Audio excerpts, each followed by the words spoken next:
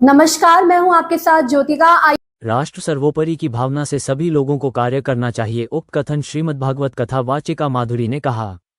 खबर उत्तर प्रदेश के उन्नाव जनपद के हिलौली ब्लॉक के जेरा से आ रही है। जेरा में चल रही 7 दिवसीय श्रीमद्भागवत कथा का आज 6वां दिवस है। आज की कथा मुख्य रूप से भगवान श्री कृष्ण की बाल लीलाओं से लेकर श्री कृष्ण विवाह की सुंदर झांकियां दिखाई जाएगी। आइए देखते हैं कथा व्यास माधुरी जी ने हमारे संवाददाता से क्या कहा। भैया जी क्या नाम है? माधुरी बाल व्यास। अच्छा, मैं पूछना चाह रहा था कि यहाँ पर जो आपकी कथा चल रही है ये कब से प्रारंभ हुई और कब समापन होगा? ये कथा का आज 6वां दिवस है, कल विराम दिवस है। अच्छा, कल से विराम होगा जी। तो इस कथा का मूल मंत्र लोगों को आपने लगभग 7 दिनों में क्या देने का प्रयास किया? इस भागवत से तो लोगों को ये सीख मिलती है कि हम सदैव सत्य के पथ पर चलें, तो अच्छा कार्य करें। और संसार में भागवत ही एक ऐसा साधन है जिससे लोगों को मुक्ति की प्राप्ति हो सकती है। कल्याण का साधन है भागवत। व्यास जी, श्रीमद् भागवत कथा इसका जन्म कहाँ से हुआ?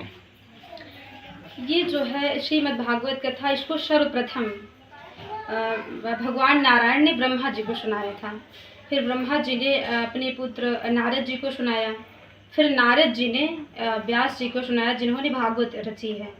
उसके बाद व्यास जी ने अपने पुत्र सुखदेव जी को सुनाया। फिर सुखदेव जी ने राजा परीक्षित को सुनाया। उनके द्वारा हमारी कथा पृथ्वी तक आई है, जो हम सभी लोग श्रवण करते हैं। ऐसा माना जाता है आज के जो समय चल रहा है उसमें लोगों को मानना है कि जो ये श्रीमद् भागवत कथा की जाती है उसमें मोक्ष की प्राप्ति होती है जी।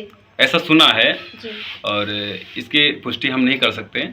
और दूसरी बात, लोग भी ये भी मानना है कि सनातन धर्म को लोग छोड़ते चले जा रहे हैं। इसका मुख्यतः कारण क्या हो सकता है? एक तरफ लोग सनातन को छोड़ रहे हैं और दूसरी तरफ श्रीमद् भागवत कथा को अपना रहे हैं। इसमें दोनों में कहीं ना कहीं अंतर क्या हो सकता है आपके हिसाब से?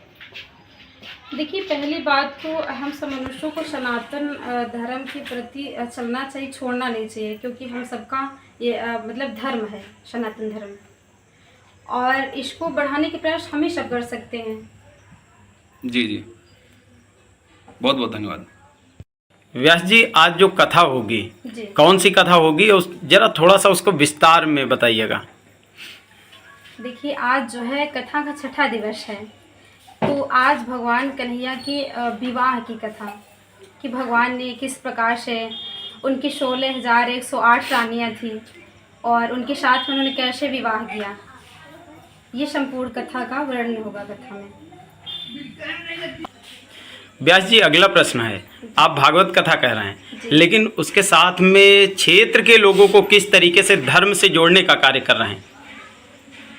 देखिए, श्रीमद् भागवत जो है वो तो हम सबको सत्य की मार्ग पर चलाने का काम करती है, कि जो कथा हो रही इससे सभी लोग जागरूक हों और अपने सनातन धर्म को जानें और अच्छे कार्य करें, सत्य के पथ पर चलें।